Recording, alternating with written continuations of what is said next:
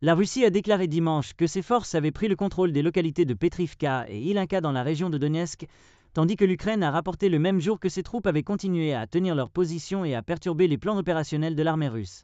Le ministère russe de la Défense a déclaré dimanche que ses forces avaient repoussé de multiples attaques de la part ukrainienne dans les directions de Kharkiv, Avdiivka, Donetsk, Zaporizhia et Kherson, et avaient également lancé de nombreuses offensives au cours de la journée précédente.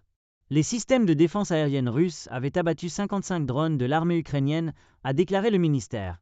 Pendant ce temps, l'état-major des forces armées ukrainiennes a rapporté dimanche 111 batailles de première ligne, affirmant que ses troupes avaient tenu leur position et perturbé les plans d'action de l'ennemi. Dans la direction de Pokrovsk, le côté russe avait lancé 22 attaques, et des combats se poursuivaient encore dans certaines zones.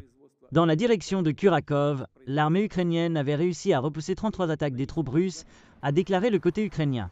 Également dimanche, heure locale, le conseiller à la sécurité nationale de la Maison-Blanche, Jake Sullivan, a déclaré que les États-Unis n'envisageaient pas de retourner à l'Ukraine les armes nucléaires qu'ils avaient abandonnées après l'effondrement de l'Union soviétique. Les États-Unis fournissent à l'Ukraine une variété d'équipements conventionnels, mais pas d'armes nucléaires, a ajouté Sullivan. Certains responsables américains et européens avaient suggéré que les États-Unis pourraient retourner des armes nucléaires à l'Ukraine qui avaient été prises après la chute de l'Union soviétique, selon un article publié précédemment par le New York Times.